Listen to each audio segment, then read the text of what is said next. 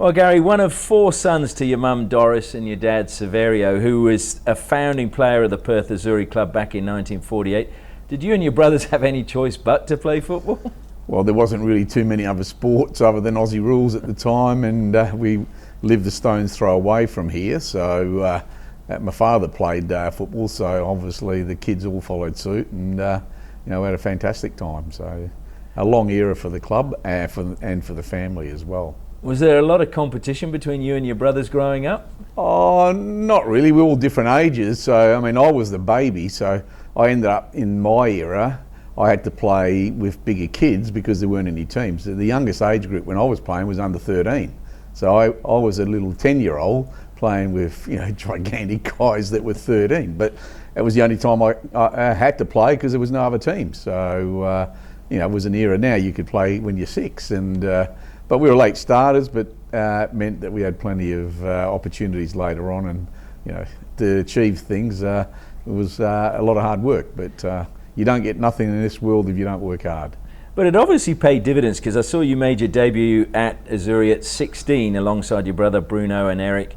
I mean, do you remember that game? It was against Swan Valley as well. Well, I don't know if everyone knows, there was Swan Valley had a very solid central midfielder, Peter Perich.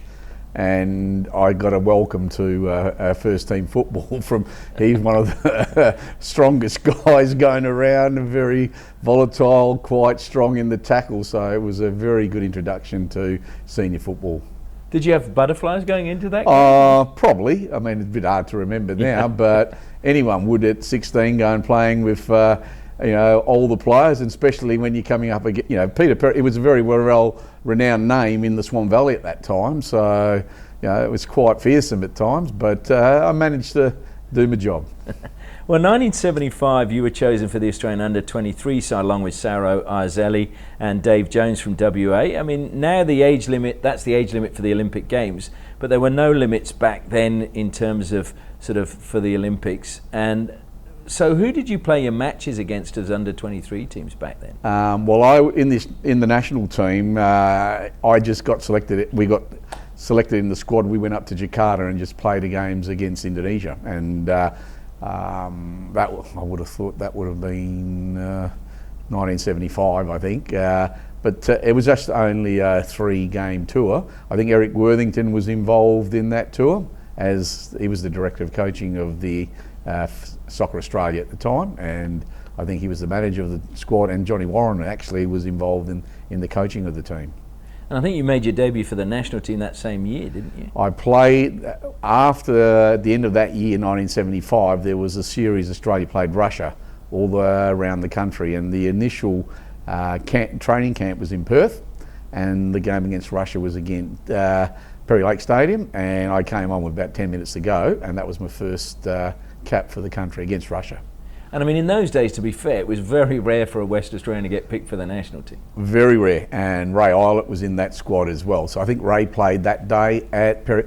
Obviously, players that came from certain states played games in the states that they came from, and it still counts as a cap, and it was a fantastic opportunity, and I was just pretty fortunate. A lot of other people don't get that opportunity, and I was pretty grateful for that opportunity. I mean, we've got the picture alongside you when you captained the Socceroos, and you're still to this day the only West Australian to have actually captained them in an international match. Well, there's obviously going to be one or two that possibly coming down. Trent Sainsbury could be one coming up very soon, but it's an honour to be captain of your country, and the more West Australians that can get to that, the better it is for our code. And we're thought of as the minnows of the game in Australia when you go to the eastern seaboard, and I just can't get over that mentality that the Vics and the New South Wales and the Queenslanders think that we can't play football here. Absolutely. Are you surprised that no one's actually managed to achieve that as well in that time? It's very difficult the way everything's set up, because the majority of the players come from the eastern seaboard, and you got the big clubs over there, and normally a leader comes from one of the bigger clubs. But I was pretty fortunate. Jimmy Shoulder was the national coach at the time, and he had a lot of faith in younger players. And maybe I was parachuted in too early, who knows, but I got a pretty serious injury after getting into that role, and I never played again. So, or for the national team, that is. If we look at the National Soccer League now, that started in 1977, and you were snapped up by Adelaide City for the very first year. I mean, how did that transfer come about? Well, I was playing in the national team. There was an overseas tour that went for 7 weeks. That was at the end of my university days, which I had to take all my exams as a deferred exams in January after the tour. And a couple of Adelaide boys were on the tour, Johnny Niskowitz and John Cosmine, a few others. And Johnny Niskowitz came to see me at my room and said, you know, the guys in Adelaide are very keen to have you to come to Adelaide City. At the end of the tour, obviously we got back into Sydney. I then flew to Adelaide, played a practice game against Bologna on a Friday night, and then flew back to Perth the next day, and I'd signed the contract to play with Adelaide City. It's amazing what friends in national teams can do. You know, they certainly spread the word very quickly. I mean, if you look, you obviously enjoyed your time in Adelaide, and I was surprised to see you represented South Australia 3 times, having played for WA 22 times. I mean, well, obviously South Australia had a state team, and there were state games on, and I was playing for Adelaide City, and guys from, I think, David Jones, Gordon McCulloch could have all played as well. Obviously, if you're playing well, it doesn't matter what state you come from. It wasn't state of origin. It was obviously the best players playing in the state. Did you have mixed loyalties then, or not at all? Not really. It was just, I just treated it as another game, and it's another kind of representative opportunity to achieve, and just played, did my job. And you know, I've got a lot of friends in South Australia. You know, I used to work in the same building that Neil McGackie, who was a famous West Adelaide player, and we used to talk about our, you know, weekend matches every Monday over a morning tea. And you know, we work for the government, so you're allowed to do that. Now, obviously, you had a successful time in Adelaide and then returned back to Perth. That was as a player coach, and then eventually moved into coaching. Was it an easy transition? I wouldn't take on player coaching, you know, if I was giving advice to people, especially in the era now. Player coaching is very difficult. You tend to take too much responsibility on your own shoulders and try to do everything. So it's a little, I think the game today is not a game for player coaches, and you know, it was something that I learnt quickly. Obviously, if results don't go your way, you're not in your job much longer. So it happened, and I moved on. But I've always had a lot of time for Perth soccer. You know, that's where I was born, virtually here. And you know, I've obviously been here as a player, a coach, and now as, you know, a long-standing president, who I've now decided to take a bit of a rest for a period, but I'll still be a volunteer at the club. It's a fantastic club. You can see the facilities here, that there's been a lot of hard work behind the scenes. Absolutely. Now, going back to your coaching there, you also coached the state teams, and I mean the famous victory over Werder Bremen and also Irakli of Greece.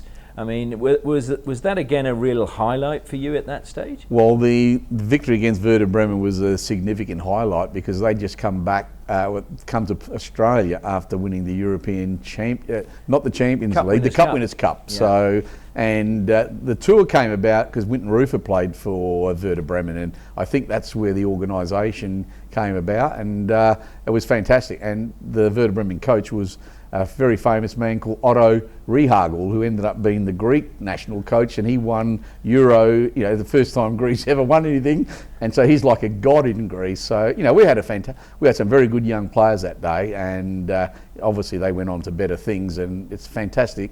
You know, I have a theory that if you've got quality in young players, if they've got a bit of quality, put them out there, they'll show their quality even against, you know, visiting teams. And we tend to rely on always selecting experienced players. The younger players have got a lot of, you know, on upsides as well, and they want to get to the top. And when you play against those sort of players who are not really, you know, when they come here, they're more sometimes on a bit of a holiday type thing. And if you can get them and play really hard against them and attack them, you can beat them. And you know, we have an inferiority complex when we come against visiting sides, and that's something that we need to overcome. I mean, having played for the state and also South Australia and also coached the state team, are you disappointed that we don't still see the state team playing more games? I think it's a disappointment, and you know, you got to have, you know, look at the administration. You know, the excuse is, oh, we've got a lot of games here and there, but you know, we have games against Glory, but they're, you know, games against Glory second-rate sides, and they're not considered to be representative games. And I've been involved in some the opportunities that have come across, but facilities for the state team are not organised. So if you don't have a state team, you've got to give them, they're the best players in the game in Western Australia, you've got to put them and organise facilities, have a team manager, have someone actually who's responsible for running the team to make players want to be in the state team. Yeah, I mean, after the games for the state team that you coached, I mean, you took over the reins of the Perth Kangaroos, who took part in the Singapore League, and was that a very different challenge? And I believe, in fact, it saw a comeback for you.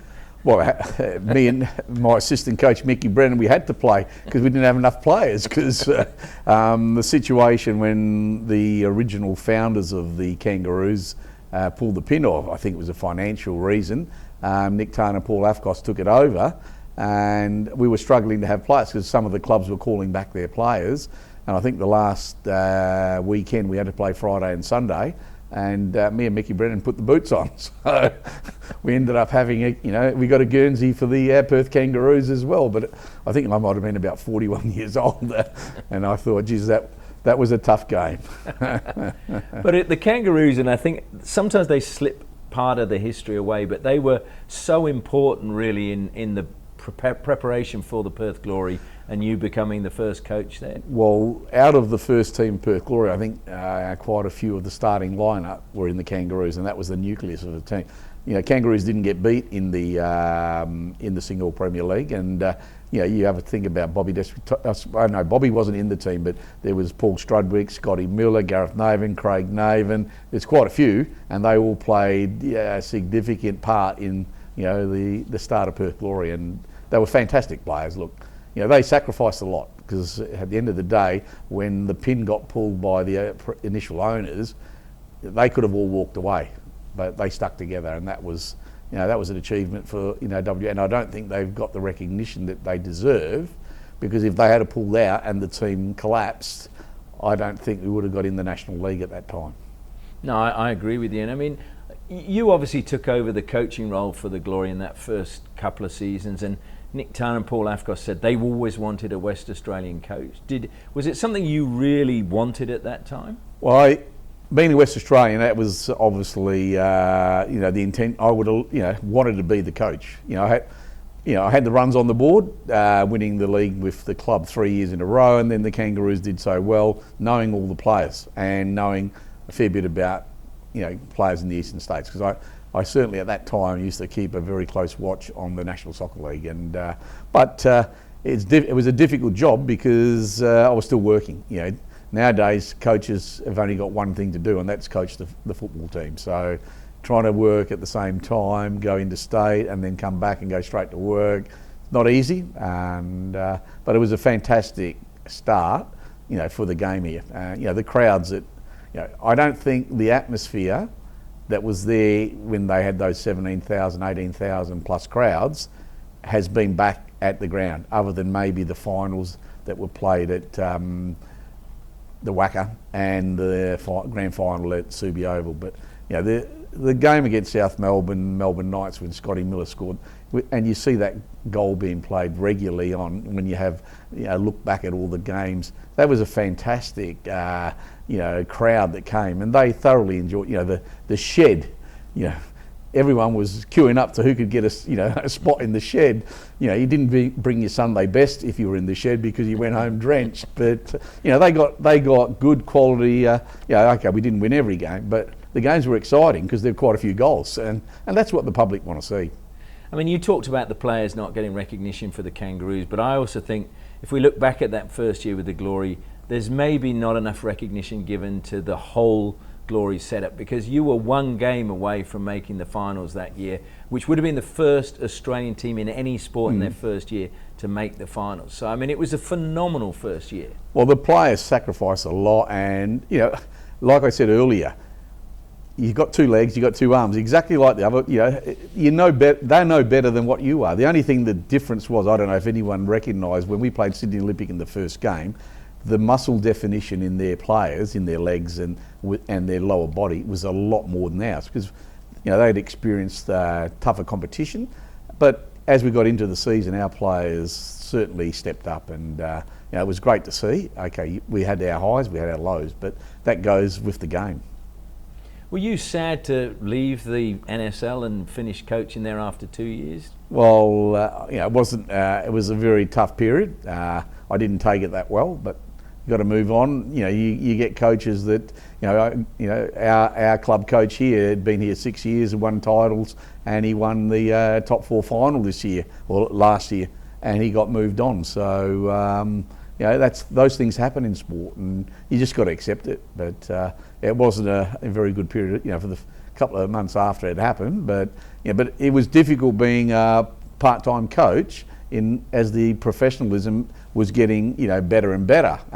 Certainly I would have liked to be given a gig full time, but I don't know whether the salary would have been commensurate with what I do with my own business. So, but it was I'm not going to say anything bad. It was a really great opportunity, and met a lot of people along the way. You did go back to coaching in the State League then, and actually went back to almost where it all began. With Swan Valley, you were coaching Swan I.C. and won the Boral Cup. My son was actually playing at Swan I.C. and I'd go and watch a few games on a weekend, and the club was looking at changing coaches, and because I was picking up the son at training, taking him to games, they asked me if I'd coach the team, and I ended up staying for a year and a half. And we won 2 Boral Cups actually, and the first one was at Doreen Gardens against my old club Perth Azzurri, and that didn't go, or Perth Italia, it didn't go down too well. But for Swan, who'd never won a trophy, I don't think they'd ever won a trophy in their history. They may have got promoted in the leagues, but had never won a trophy. And it was look, we didn't have the best players, but we had a very well organised team, and they all worked for each other. And tactically, we did well on the day, and we got the result. You've mentioned as well how your family were involved in this club. You've been at this club as a player, a coach, just stepped down as president. What is it that keeps you involved? Well, I've always, since I was a kid, been the youngest in the family. I was always at soccer. I've been to about 5 World Cups. I'm I'm a keen follower of the sport. Sure have. Now, just finally, you've been a player, a coach, an administrator. You've been involved now in broadcasting as well. Does anything match the joy of playing, or not really? Not really. The joy of playing and winning something is the best thing that can happen to you. I've done it as haven't won too many as a player, but as a coach, I can remember a game down here when in the league, Gareth Maven scored in the 91st minute, and we won not the NPL, we won the premiership that day. And just winning, cup finals, when we gave Florida a very, drubbing this year, and that was the best I've ever seen a team play in the NPL that night. That we were 5-0 up against Florida after about 25 minutes. Everything just clicked, and that's what I like to see. The club doing really well, but I certainly like to see our club play in the National Soccer League, but we just don't have the funds, and that's the next step for WA. Not everyone can play for Perth Glory, but if we don't have a second side here, and all the eastern states have teams, what do you do with all your players here? Glory are not picking up too many of them, so they've got to go somewhere because they all want to play at the top.